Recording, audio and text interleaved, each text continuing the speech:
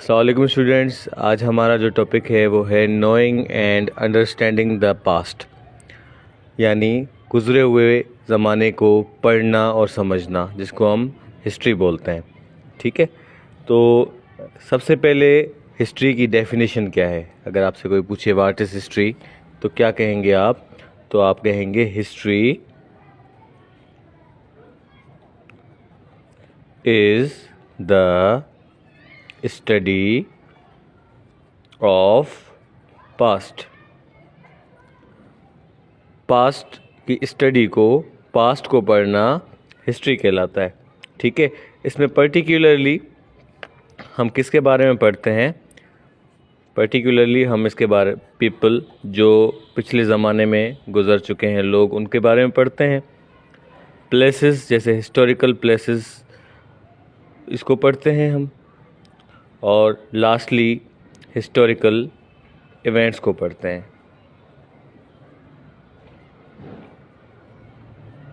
ठीक है, ये हो गई हिस्ट्री की डेफिनेशन। अब आगे बढ़ते हैं कि हिस्ट्री को हम पढ़ें ही क्यों?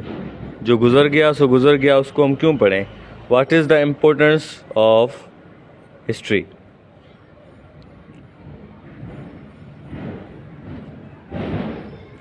क्यों पढ़ें हम हिस्ट्री को? What is importance of history?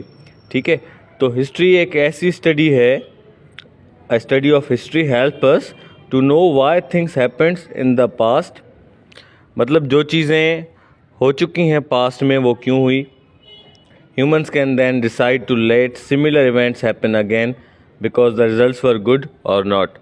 अब देखें, मैं आपको सिंपल सी मिसाल देता हूँ। जैसे आजकल वर्ल्ड कप चल रहा है, तो उसमें इमामुल हक पाकिस्तान के जो प्लेयर थे, उनकी जो परफॉर्मेंस रही है थ्रू आउट द इवेंट, तो वो बहुत ही जो है मयारी नहीं रही, यानी अच्छी उसकी परफॉर्मेंस नहीं रही। तो पाकिस्तान टीम उसको जो है पहली मैच में उसको खिलाया, फिर दूसरी मैच में भी उसको खेलने दिया। तो अगर तीसरी मैच में भी उसको खेलने दे रहे हैं, इट मीन्स कि पाकिस्तानी टीम हिस्ट्री को नहीं देख रही कि पास्ट को देखें कि पहले जो 2 मैचेस गुजरी हैं उसमें इमामुल हक की क्या परफॉर्मेंस रही है। अगर अच्छी नहीं रही तो आगे उसको ना खेलने दें। मतलब पास्ट से हम सीखते हैं कि जो रिज़ल्ट, जिस भी काम का, जिस एक्शन का जो रिज़ल्ट निकल रहा है वो अच्छा है, तो वैसा ही सिमिलर इवेंट दोबारा करने के लिए हम पास्ट को जो है रिपीट करते हैं, जो काम हमने पास्ट में किए। अगर उसका रिज़ल्ट अच्छा नहीं है तो फिर हम उसको रिपीट नहीं करते, उन एक्शंस को जिसका रिज़ल्ट अच्छा नहीं रहा। इट मीन्स हमारे पास्ट को जो है डायरेक्टली अफेक्ट करता है हमारा पास्ट हमारे प्रेजेंट पे। ठीक है, और प्रेजेंट में अगर हम इसको फॉलो करते हैं या फॉलो नहीं करते, वो अफेक्ट करेगा हमारे फ्यूचर पे। तो अगर हम पास्ट को नहीं पढ़ेंगे तो हम वही गलतियाँ अपने प्रेजेंट में करेंगे और फिर हमारा जो फ्यूचर है उस पर ये सारा असर हो जाएगा। तो ये थी इम्पोर्टेंस ऑफ हिस्ट्री। अच्छा, दूसरा, अगर हम हिस्ट्री पढ़ते हैं अपने कंट्री की, ये तो एक पर्सनल मैंने आपको दे दी मिसाल। अगर अपने कंट्री की हिस्ट्री पढ़ते हैं, history of one's own country, अगर हम अपने कंट्री की हिस्ट्री पढ़ेंगे तो हमें क्या पता चलेगा? We will understand the history of our nation, history of our nation. अब देखें, जैसे हम राशिद मिनास के बारे में पढ़ते हैं, मेजर अजीज़ भट्टी के बारे में पढ़ते हैं कि उन्होंने हमारे मुल्क के लिए क्या कुर्बानियाँ दी। इससे क्या होता है? हमें अपने पाक फ़ौज पे फ़ख्र महसूस होता है और हम अपनी अफवाज से मोहब्बत करते हैं। इसी तरीके से हमने हिस्ट्री में ही पढ़ा है कि हमने अपना मुल्क पाकिस्तान कैसे हासिल किया। ठीक है, तो अपने कंट्री की हिस्ट्री पढ़ने से क्या होता है? हमें अपने कंट्री पे प्राउड फील होता है, अपने कंट्री के जो हमारे हीरोज़ थे उस पर प्राउड फील होता है। और इससे क्या होता है? एक चीज़ हमारे अंदर पैदा होती है जिसको हम बोलते हैं पेट्रियोटिज़म। ठीक है, यानी अपने वतन से मोहब्बत। ठीक है जी।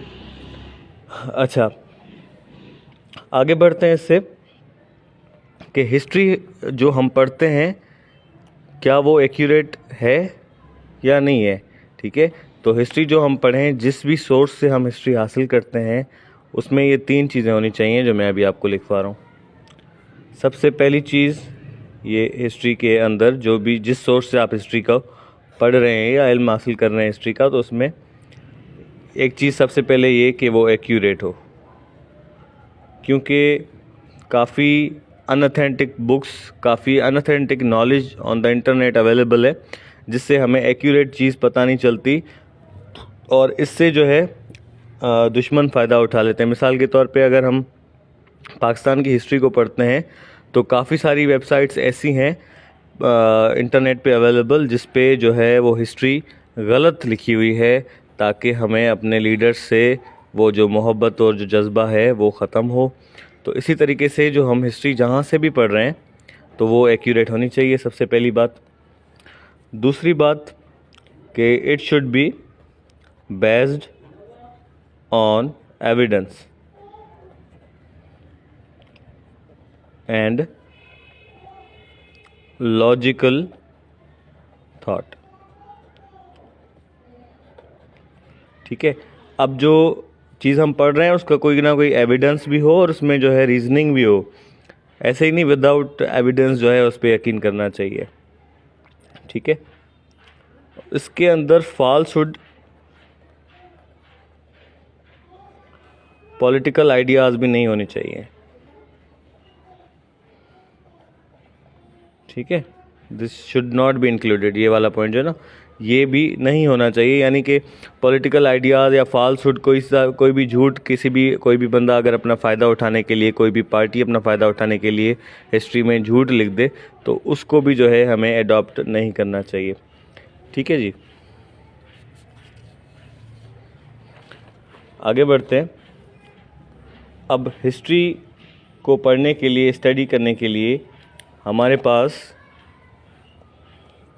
सोर्स होती हैं, 2 main source to study about history. History को पढ़ने के लिए हमारे पास 2 मेन सोर्सेज हैं। एक को कहा जाता है प्राइमरी सोर्स और दूसरे को कहा जाता है सेकेंडरी सोर्स। इन 2 चीज़ों से, इन 2 सोर्सेज से, इन 2 ज़रियों से हम जो है हिस्ट्री को पढ़ते हैं, प्राइमरी सोर्स और सेकेंडरी सोर्स। अब प्राइमरी सोर्स में हमारे पास क्या क्या चीज़ें आ जाती हैं?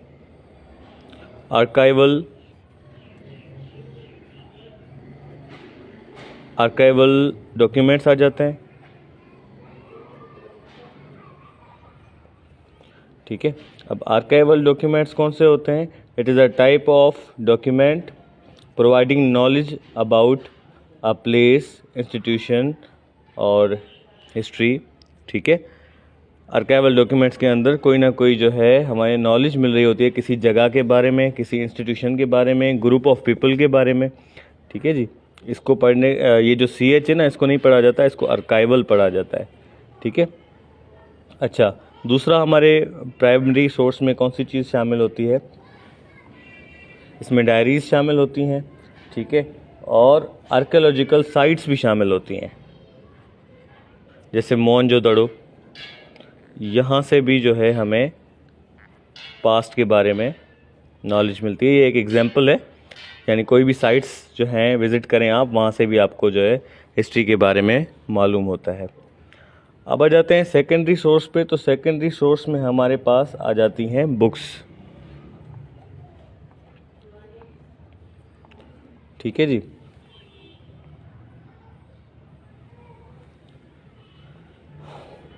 अब ये हमारे पास 2 सोर्सेज हैं। इन दोनों सोर्सेज से हम स्टडी करते हैं हिस्ट्री के बारे में। आज के ज़माने में तो ये सोर्सेज कुछ इन्हेंस हो चुकी हैं। आज जो है थ्रू द इंटरनेट हमें काफ़ी सारी मालूमात मिल जाती है, बस शर्त है कि वो जो है ऑथेंटिक होनी चाहिए।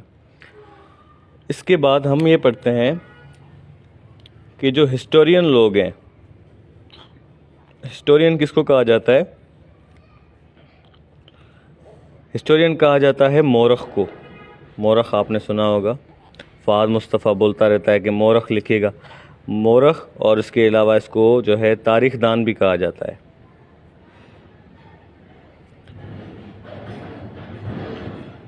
ठीक है, ये कौन होते हैं? They are experts of history. ठीक है, एक्सपर्ट्स ऑफ हिस्ट्री। अगर आपने एक्सपर्ट होना है हिस्ट्री में तो आपने कुछ रूल्स को फॉलो करना होगा। ठीक है, और जो एक्सपर्ट ऑलरेडी हैं वो क्या रूल्स को फॉलो करते हैं हम उसको डिस्कस करते हैं अभी। तो सबसे पहले ये लोग क्या करते हैं, ये इंगेज हो जाते हैं। किस चीज़ में इंगेज होते हैं? Engage in debate and identify gap in knowledge. किसी भी टॉपिक के बारे में सबसे पहले ये डिबेट करते हैं, उस पर बहस करते हैं, उस पर बातें करते हैं, और फिर ये आइडेंटिफाई करते हैं, मालूम करते हैं कि गैप कहाँ है नॉलेज में, कौन सी ऐसी चीज़ है जो हमें मालूम नहीं है, कहाँ पे गैप आ रहा है, कौन सी चीज़ जो है हमें नहीं मालूम। ठीक है, उसके बाद ये क्या करते हैं, आइडेंटिफाई अ गैप। पहले बहस करते हैं ताकि गैप मालूम हो सके, उसके बाद ये मालूम कर लेते हैं, आइडेंटिफाई अ गैप, यानी गैप उनको मालूम हो जाता है कि कौन सी चीज़ हमें मालूम नहीं है। फिर आगे बढ़ते हैं, ये कंडक्ट करते हैं research, conduct research to find the missing information.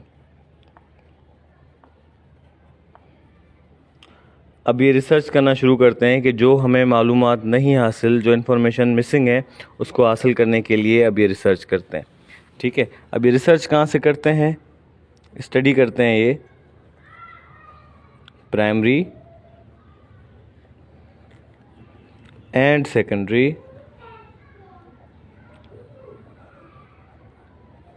Sources. अब यहाँ जो ये एंड है ना, ये बहुत ज़्यादा इम्पोर्टेंट है। क्यों? क्योंकि अगर यहाँ पे और होता, इट मीन्स इन दोनों में से एक चीज़ वो करते हैं, वो ये दोनों चीज़ें करते हैं।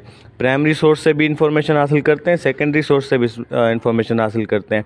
प्राइमरी सोर्स से मुराद ये आर्काइवल डॉक्यूमेंट्स को पढ़ते हैं, डायरीज़ को पढ़ते हैं, या फिर एंशियंट आर्कियोलॉजिकल साइट्स विज़िट करते हैं, वहाँ जाके विज़िट करते हैं और वहाँ की कंडीशन को देखते हैं और फिर अपना आंसर जो मिसिंग है उसको हासिल करते हैं। और इसके साथ साथ वो सेकेंडरी सोर्स को यानी बुक्स को भी पढ़ते रहते हैं। उसके बाद जब उनको मालूमात मिल जाती है, ये क्या करते हैं, right new books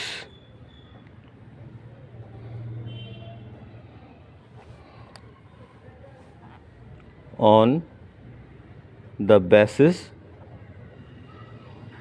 of new facts.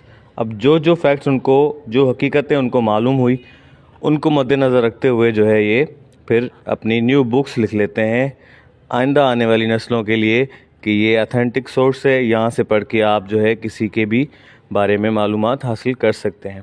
तो इसी तरीके से आज तक हमारे पास बुक्स मौजूद हैं और फिर उसमें वो सारा ख़जाना, वो सारी उनकी मेहनत भरी हुई है जिसको आज हम पढ़ के अपने हिस्ट्री को जान सकते हैं। Thank you, that's all.